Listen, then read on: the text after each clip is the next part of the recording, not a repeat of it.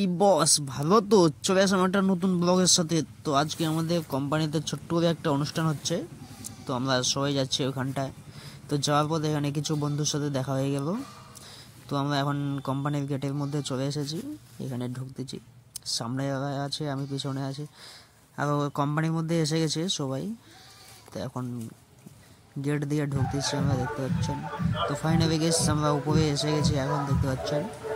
তো রানার ফটোশ্যুট হচ্ছে এখানে, ফটোশ্যুট করতেছি ও, দেখতে পাচ্ছেন।